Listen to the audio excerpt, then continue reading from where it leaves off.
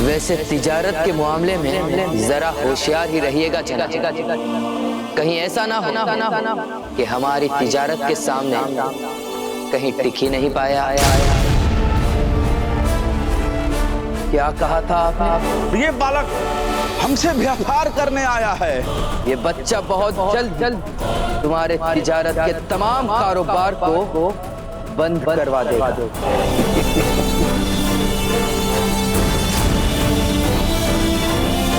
सिपाहियों! सिपाहियों!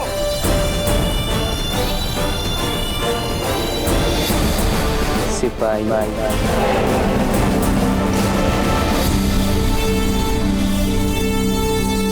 हाजी खान, हमारे साथ ऐसा विश्वासघात।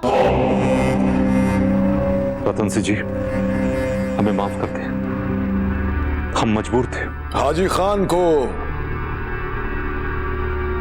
फिर से बंदी बना लिया जाए।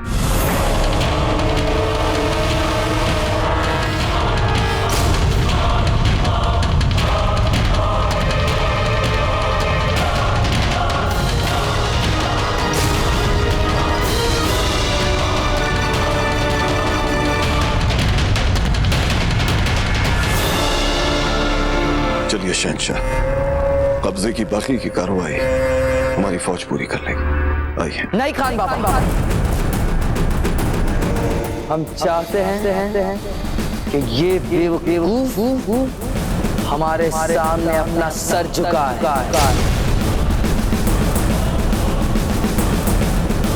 तुमने सुना हमारे शहंशाह ने क्या कहा?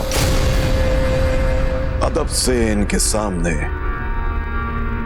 अपना सर झुकाओ। रतन सिंह का सर किसी मुगल के सामने कभी भी नहीं झुक सकता बैरम खान। हम सच्चे राजपूत हैं। सच्चे राजपूत?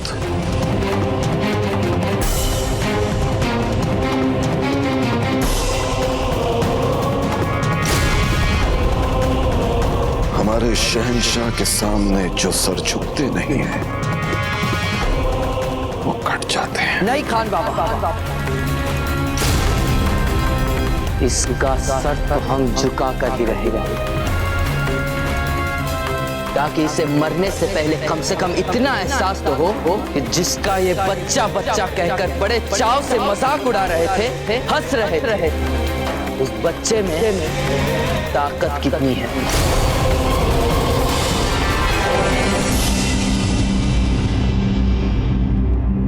रानी माँ, रुक जाइए कोलकाता। रहने दीजिए अपनी रानी माँ को एकांत में। वे बहुत दुखी हैं, उनका मन बहुत अशांत है। ठीक है, हम कुछ नहीं बोल रहे रानी माँ से।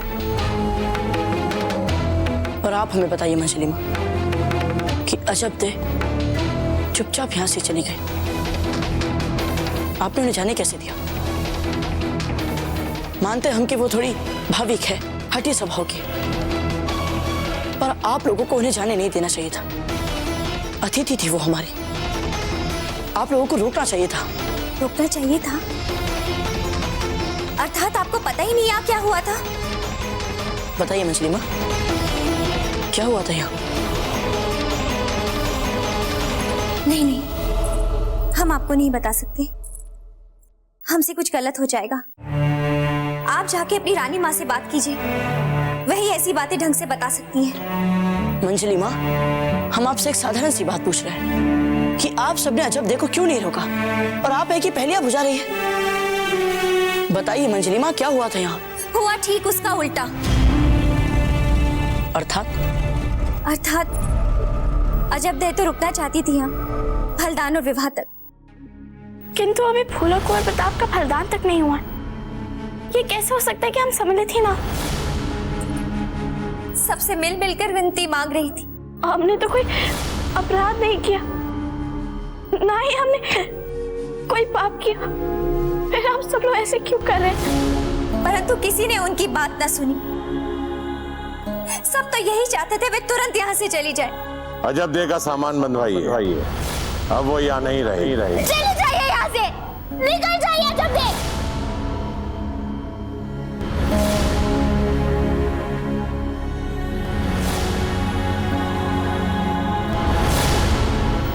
इतना अपमान, और वो भी अजब दे जैसी भली लड़की के साथ। हम अभी जाकर राजा मालदेव जी से बात करते हैं कि किस अधिकार से उन्होंने हमारे अतिथि को हमारे महल से अपमानित करके निकाला। समझते क्या है वे अपने आप को? रुक जाइए प्रताप।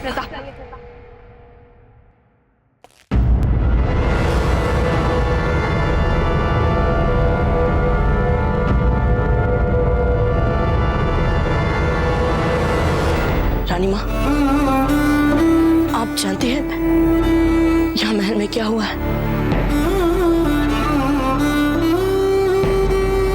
अर्थात आप जानती थी यहाँ पर क्या अन्याय हो रहा है, फिर भी आपने वो होने दिया। रानी माँ, समझ में नहीं आ रहा है कि इस महल में सभी को हो क्या गया है। ना हमारे पास कोई विकल्प था और ना आपके पास कोई विकल्प है प्रताप।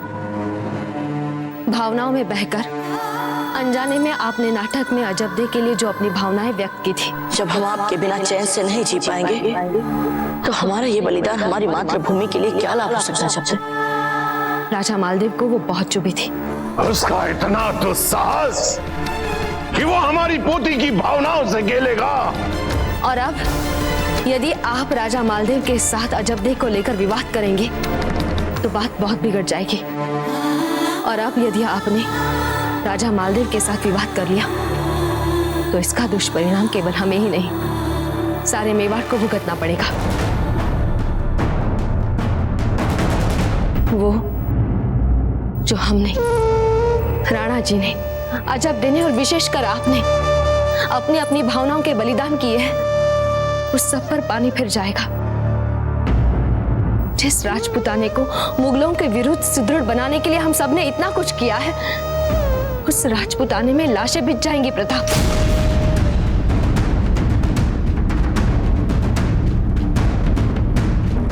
प्रताप,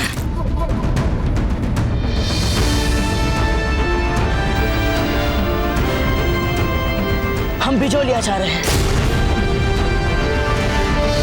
क्योंकि जो अपमान अजबदे का हुआ है यहाँ रानी माँ, उस अपमान से केवल अजबदे को ही नहीं, उसके पूरे परिवार के मान सम्मान को ठेस पहुंची है। वर्षों से चली आ रही मेवाड़ और बिचौलिया की मैत्री को ठेस पहुंची है। और इसके लिए हम स्वयं बिचौलिया जाकर उन सभी से क्षमा मांगेंगे। अब इसके लिए हमें कोई नहीं रोक सकता, मारवाड़ के राजा भी नहीं।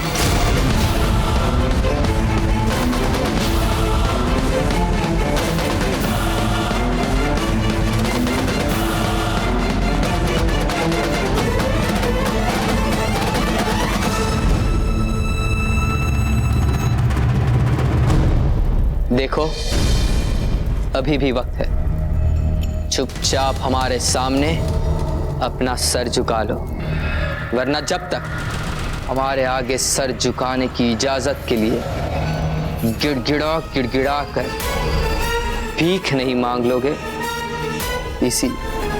इसी जिंदा ताबूत में खड़े रहना पड़ेगा। देखते हैं कितने दिनों तक तुम हमें इस लकड़ी के ताबूत में बंद रख पाते हो, जलालुद्दीन मोहम्मद अकबर।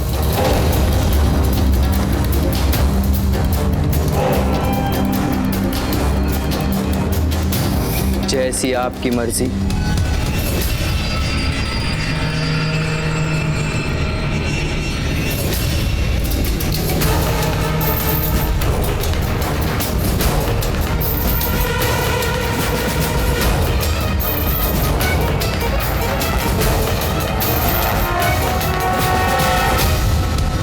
बंद कर दीजिए इस जिंदा ताबूत का दरवाजा।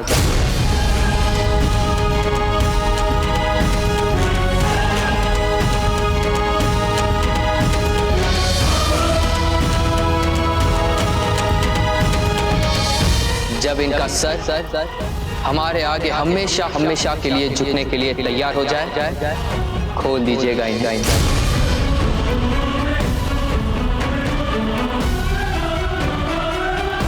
खान बाबा जरा सोचिए, प्रताप को भी हम ऐसे ही ताबूत में बंद कर दे तो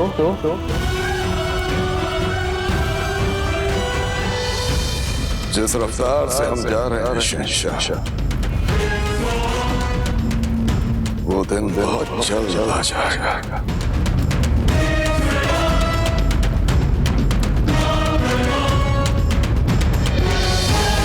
चलिए खान बाबा, चलिए चलिए।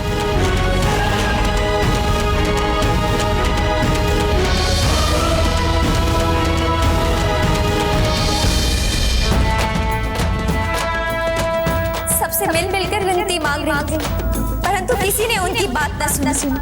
सब तो यही चाहते थे वे तुरंत यहाँ से चली जाए। कुंवर जी, हाँ क्या बात है? क्या देख रहे हैं इधर उधर? अच्छा, आपकी बहन अजब को ढूंढ रहे हैं। आपको उनकी बहुत याद आती है, हमें भी उनकी बहुत याद आती है, किंतु चिंता मत कीजिए, बहुत जल्दी कुंवर प्रताप की शादी होने वाली, फिर हम सब जाएंगे मेवाड़।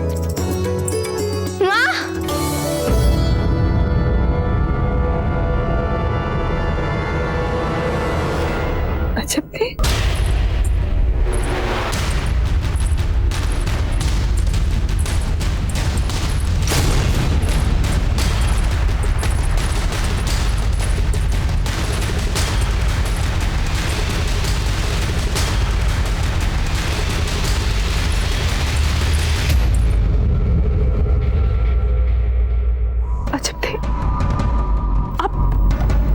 यहाँ अचानक कैसे?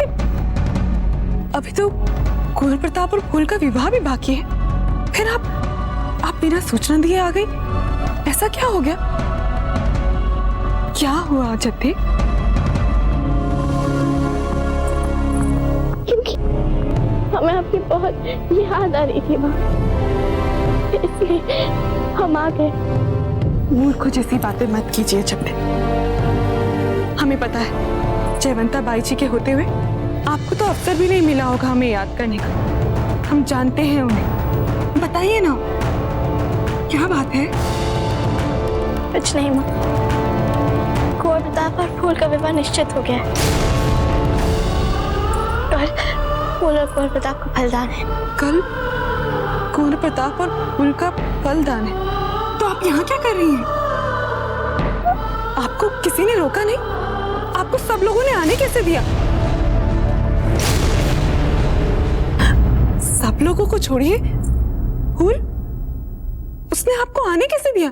उसने रोका नहीं आपको? हमें तो लग रहा है कि हमारी बेटी को अपमानित करके वहां से निकाल दिया गया है, अन्यथा राव मामर की बेटी की विदाई और केवल 4 कहार, एक साधारण सी पालकी और एक दासी, ऐसा हो ही नहीं सकता। आपके साथ आई हुई दासी ने हमें सब कुछ बता दिया है, और दासी की बात छोड़िए, आपका चेहरा देखकर हम बता सकते हैं कि आप अपमान का घूंट पीकर आई हैं। अपमान? हमारी बेटी का अपमान? वो भी चित्तौड़ में? नहीं नहीं, ऐसा नहीं हो सकता, हम नहीं मानते। अजब थे, क्या हुआ वहां पर? बताइए अजब थे, बोलिए कुछ। अजब थे, कुछ बोलिए। भूल जाइए माँ, भूल जाइए, जाना ही नहीं चाहिए था चित्तौड़। तो अब हम आपसे विनती कर रहे हैं, भूल जाइए। हमारी भोली भाली बेटी के साथ हुआ अपमान हम भूल जाएं? ये कहने की हिम्मत कैसे हुई आपकी? हम क्षत्रिय हैं, क्षत्रिय अपने मान के लिए जीते हैं और मान के लिए मरते भी हैं। हम अभी जाते हैं चित्तौड़, और और राणा उदय सिंह जी को इस अपमान का एक करारा उत्तर देकर आते हैं। अरे सामंत है तो क्या हुआ? हमारे शरीर में भी राजपूतों का रक्त बह रहा है। हम अपनी बेटी का अपमान सह नहीं सकते। समझ गई आप? नहीं दादा रुकिए।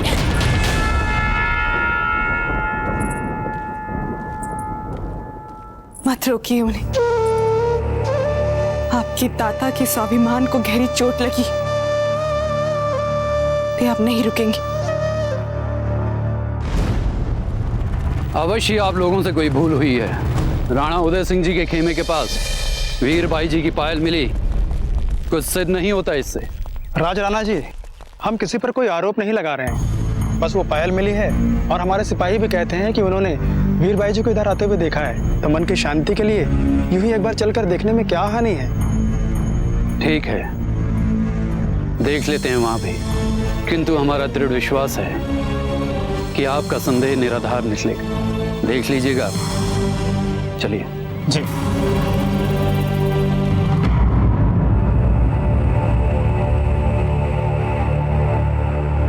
हमें राणा उदय सिंह जी से मिलने की अनुमति दीजिए। आप जानते हैं ना हमें, हम राज राणा जैत सिंह हैं। आने दीजिए उन्हें।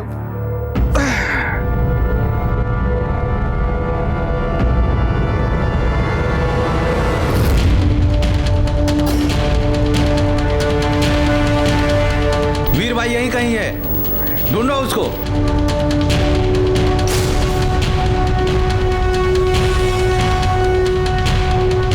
आप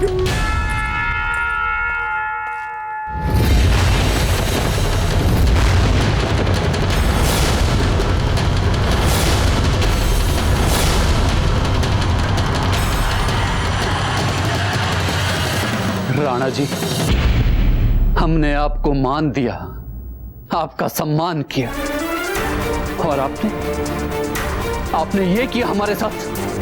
क्यों राणा जी?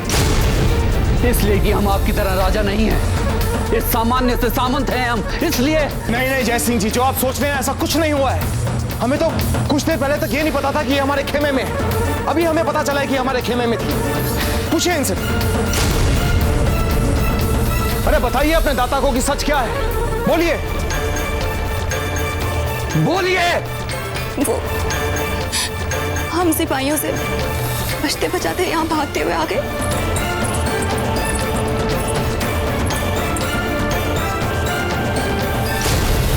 हम घबरा गए थे। अचानक हमें चक्कर आए और हम अचेत हो गए।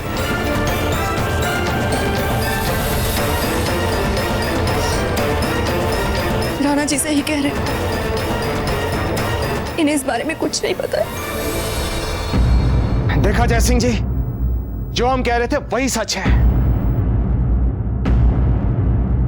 अब आप इस सब को भूल जाइए और इन्हें अपने महल लेकर जाइए। और आपसे भी हम एक बात कहना चाहेंगे। हम नहीं जानते कि आप अपने घर से क्यों भागी थी, किंतु जैसे आपके दाता कहते हैं आपको वैसा ही करना चाहिए। लेके जाइए इन्हें। बेटी, आपकी ये छोटी सी भूल हमारे लिए बहुत बड़ा अभिशाप बन जाएगी। हमें अपनी मर्यादा, मान सम्मान की रक्षा करनी ही होगी। राणा जी, इस प्रकार ये हमारे साथ वापस महल में नहीं जा सकती।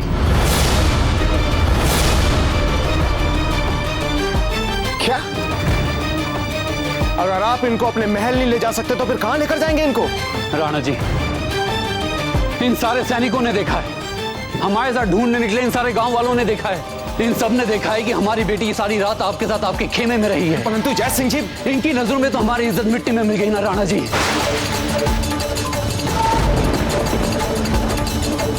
बस जान बची है शरीर में। ये लीजिए राणा जी, और काट दीजिए हमारा सर।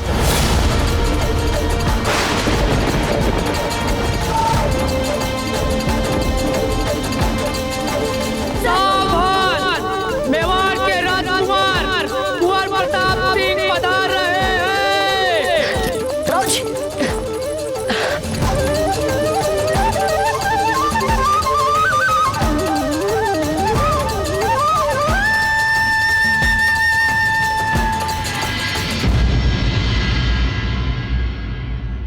क्षमा कर दीजिए हंसा मासी जी।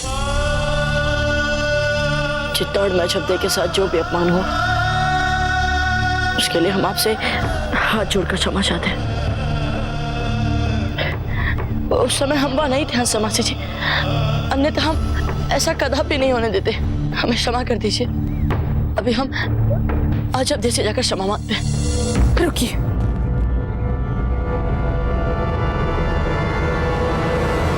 आप महल में प्रवेश नहीं कर सकते। मासी जी, हाँ, हम आपको अजब से मिलने नहीं दे सकते। अरे मासी जी, हम स्वीकार कर रहे हैं ना अपनी भूल। मासी जी, बस एक बार हमें अजब से मिलने दीजिए।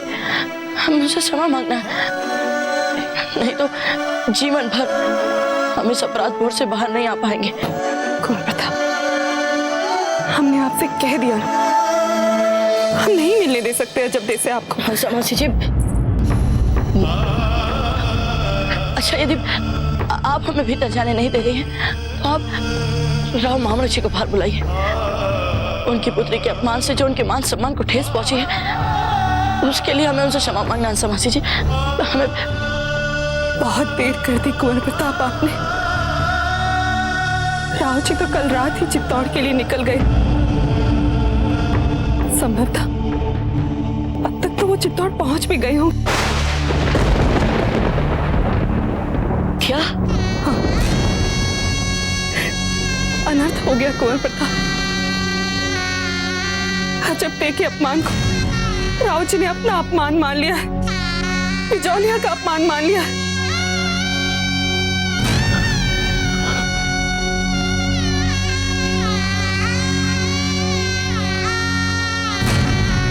हंसा मासी जी, बस एक बार हमें अजब से मिल लेने दीजिए। कुंवर प्रताप, आपको इस तरह बार बार मना करना हमें भी अच्छा नहीं लग रहा, किंतु राव जी के सकुशल लौटने तक हम आपको आने की आज्ञा नहीं दे सकते। हमारी बेटी ने पहले ही मन पर बहुत घाव सहे, हम उसे और दुखी नहीं देख सकते। आपसे विनती है, यदि हो सके तो मेवाड़ और बिचौलिया के संबंधों को और बिगड़ने से बचा लीजिए।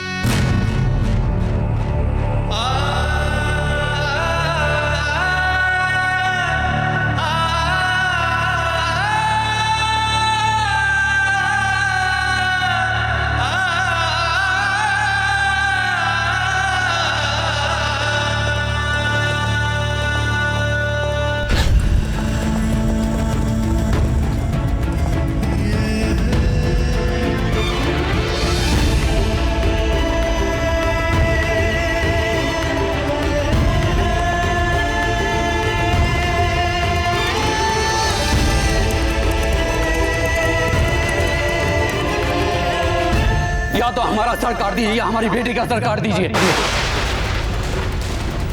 लीजिए, क्योंकि इस घटना के बाद कोई भी हमें या हमारी बेटी को पहले वाला सम्मान नहीं दे पाएगा। अपमान भरे जीवन से तो मृत्यु भली। मार दीजिए हमें राणा जी, मार दीजिए।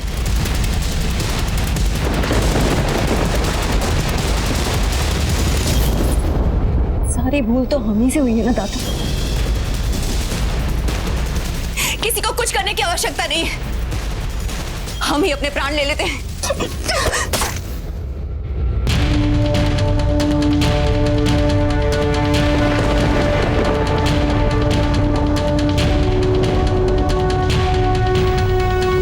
किसी को भी अपने प्राण देने की कोई आवश्यकता नहीं है। जय सिंह जी, बात आपके मान सम्मान और मर्यादा की है ना,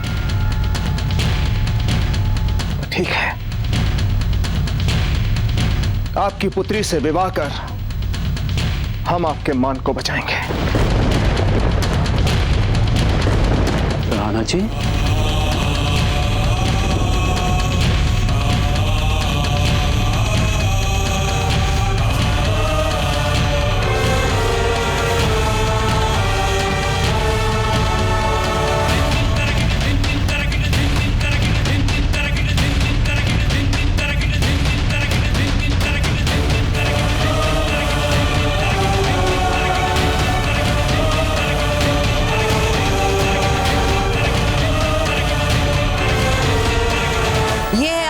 लाडली पोती के फलदान के लिए दिए जाने वाले उपहार, और ये रही मिठाइयां।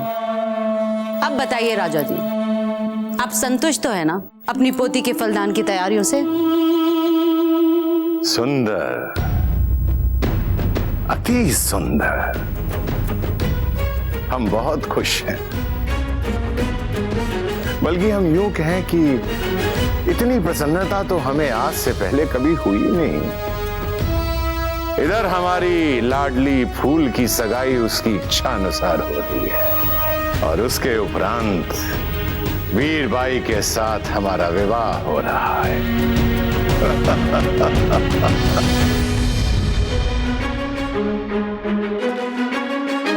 क्यों, आपको प्रसन्नता नहीं हुई?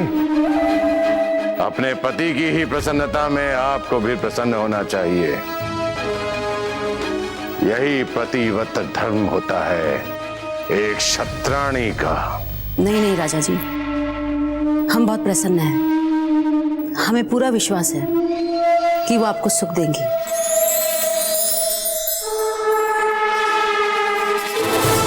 राणा उदय सिंह जी,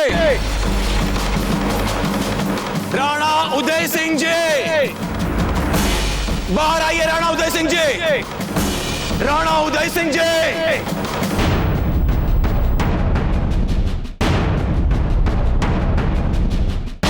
राणा उदय सिंह जी,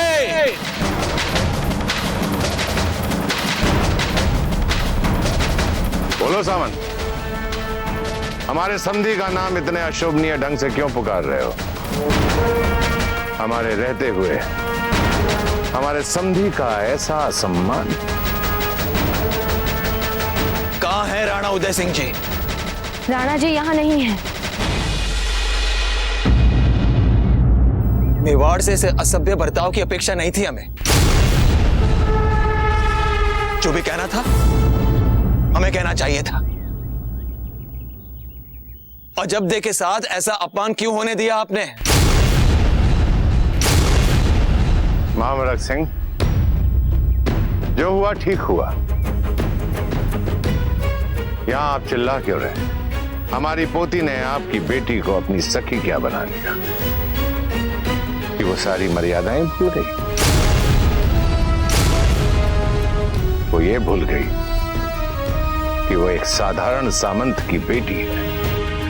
व्यर्थ में इतना उत्तेजित होने की आवश्यकता नहीं है। हमने मात्र उसके सही स्थान पर उसे भेजा। राजा मालदेव जी,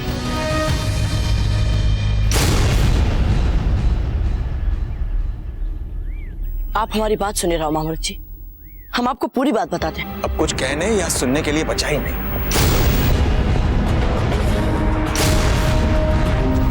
ऐसी औपचारिकता और सभ्यता का दिखावा मत कीजिए। और आप अब कह रहे हैं ये सब तो तब कहना चाहिए था जब अजबदे को इस महल के बाहर धक्के मार के निकाला गया।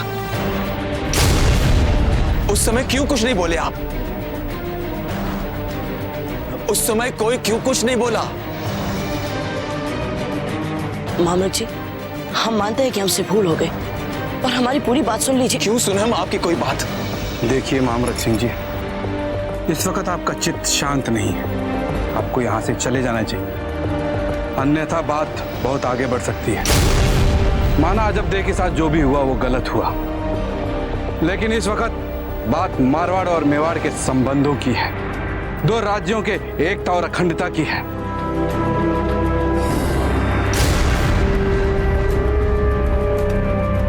जयवंताबाई जी, आप तो हंसाबाई जी की सहेली हैं। वो आपको अपनी बड़ी बहन मानती हैं, और आपकी आंखों के सामने अजबदे का ऐसा अपमान हुआ।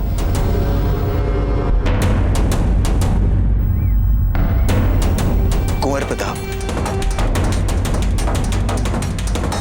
अपने दाजी राज को कह दीजिएगा कि मारवाड़ और बिजोलिया के बीच कभी विशेष संबंध रहे ही नहीं। किंतु अब मेवाड़ और बिजोलिया के बीच कोई संबंध नहीं रहेगा।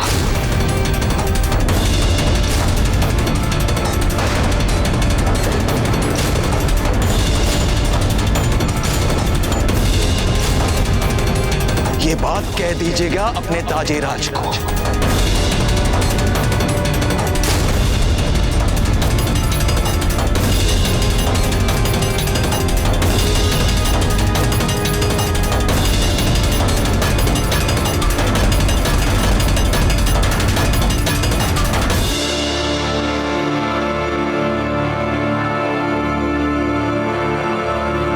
फौजीराज, हमें आपसे अति महत्वपूर्ण बात करनी है इस समय। अब आइए हमारे साथ।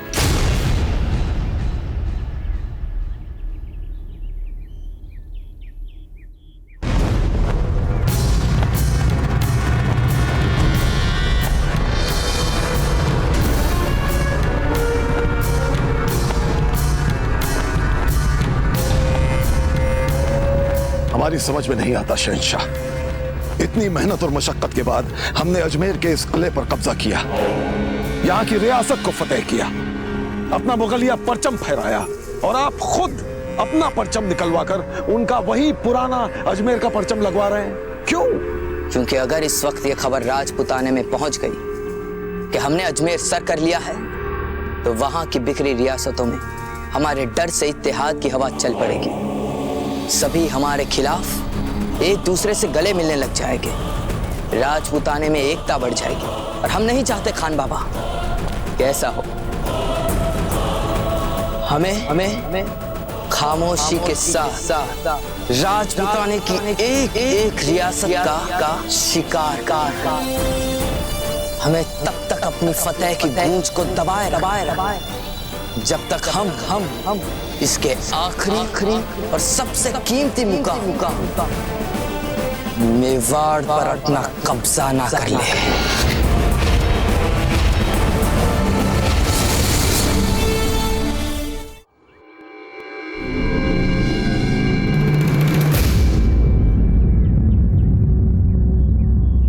ये देखिए बाबूजी, ये अलवर की कटार है और ये इसके पास से मिली है।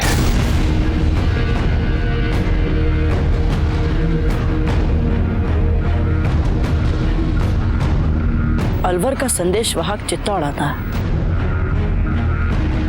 और इससे पहले कि वो यहाँ महल में किसी से मिल पाए, किसी को अपना संदेशा दे पाए,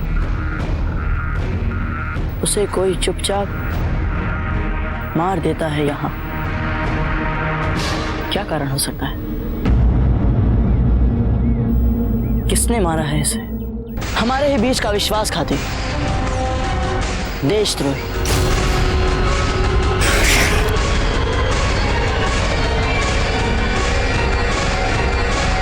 क्या बात है हुकुम सिंह जी?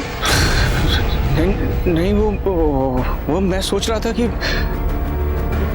हमारे ही बीच का देशद्रोही, विश्वासघाती, शत्रु पक्ष का आदमी कौन हो सकता है? हमें पूरा विश्वास है कि कोई तो है। रावत जी, औजिराज, कीजिए उसकी खोज, क्योंकि हमारे बीच छिपे हुए उस शत्रु पक्ष के जासूस को तो हमें पकड़ना ही है, और हमें उस संदेश का भी पता लगाना है जो हमारे लिए अलवर से हाजी खान जी ने इनके हाथों भिजवाया था। आप चित्तौड़ एक पैगाम भिजवा दीजिए कि अकबर कभी भी अजमेर पर हमला कर सकता है।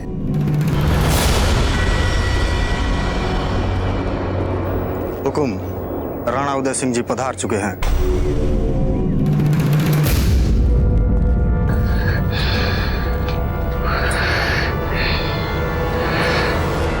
जया जी, लगता है राणा जी आने ही वाले हैं। हम बहुत ही प्रसन्न हैं।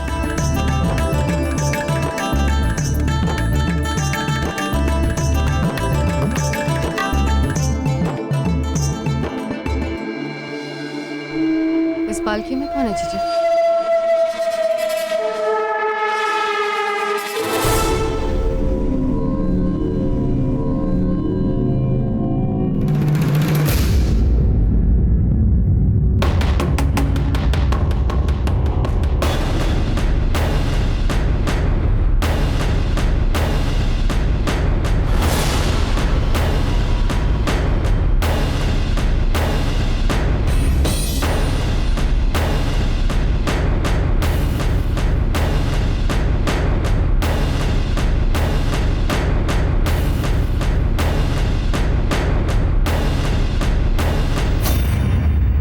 ये वीरबाई जी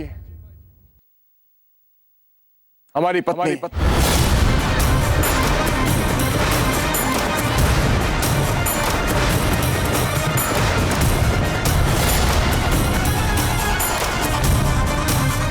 इतना दुस्साहस राणा उदय सिंह, जिसके साथ हमने अपने संबंधों का संदेशा भिजवाया था, उसे हमारे सामने अपनी पत्नी बनाकर ले आए।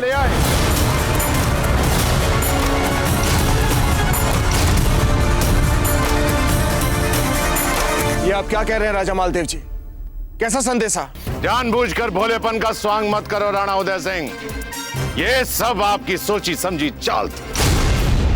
वीरता और समृद्धि में तो आप मारवाड़ की बराबरी कर नहीं सकते, इसलिए आपने जानबूझकर उसी लड़की से विवाह किया जो हमारी वाग्दत्ता थी, जिससे हम ब्याह करने वाले थे। ठहर जाइए राजा मालदेव जी, हम एकलिंग जी की सौगंध खाकर कहते हैं कि हमें नहीं पता था कि आप वीरबाई जी से विवाह करना चाहते हैं।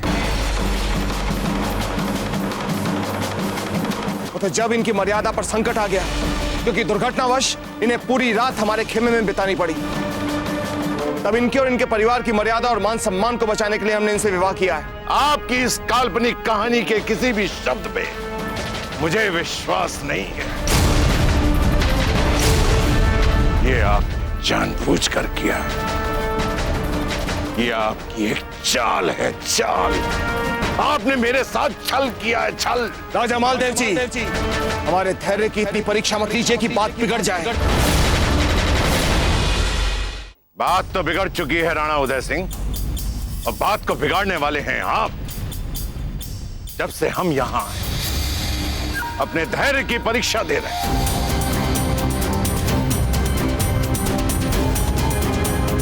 सबसे पहले आपके पुत्र ने हमारे सामने एक मामूली सामंत की बेटी पे राग दिखाकर हमारी भूल को रुलाया।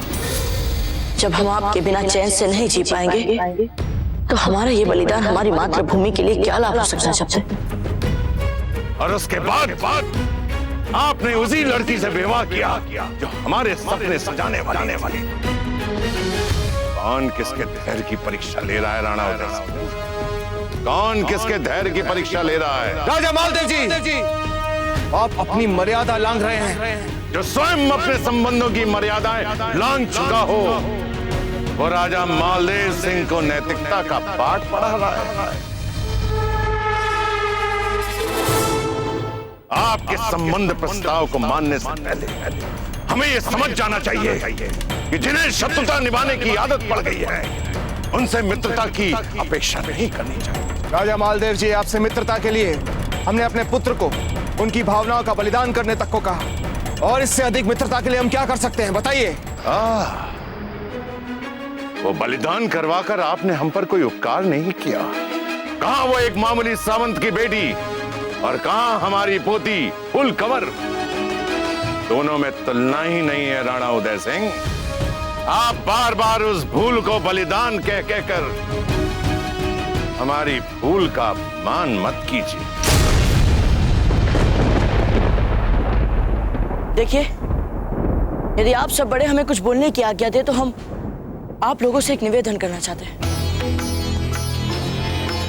कि हमें अपने मतभेदों के उपरांत भी समूचे राजपुताने के हित को भूलना नहीं चाहिए, और फूल कंवर के साथ हमारा विवाह न केवल मेवाड़ और मारवाड़ को सदा सदा के लिए निकट ला सकता है, वरन पूरे राजपुताने को मुगलों के विरुद्ध एक साथ बांध सकता है।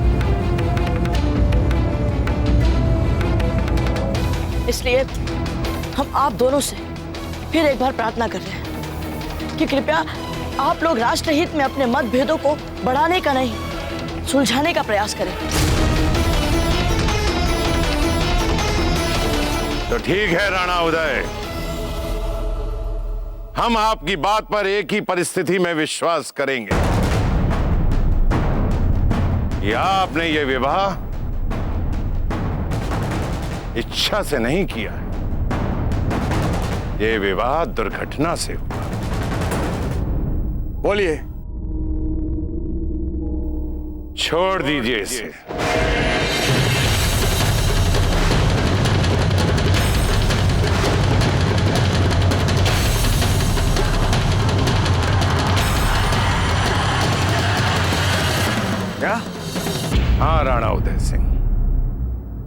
छोड़ दीजिए इसे। यदि ये हमारी नहीं हुई तो आपकी भी नहीं, किसी की भी नहीं होगी। भंग कर दीजिए इसके साथ विवाह का संबंध और इसे एक असहाय और साधारण नागरिक की तरह जीने दीजिए। आखिर इसे भी तो पता चले कि हमें धोखा देने का दंड क्या होता है। और यदि आप इसी समय हमारे सामने इसे अपमानित करके निकाल देते तो हम आपकी सभी बातों पर विश्वास करते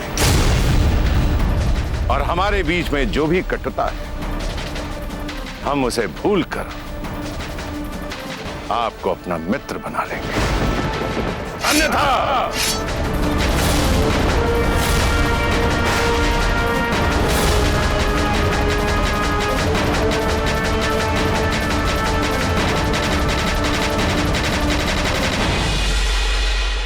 मेवाड़ के वीर महाराणा प्रताप के जीवन को करीब से जानने के लिए चैनल को सब्सक्राइब करें और बेल आइकॉन दबाना न भूलें।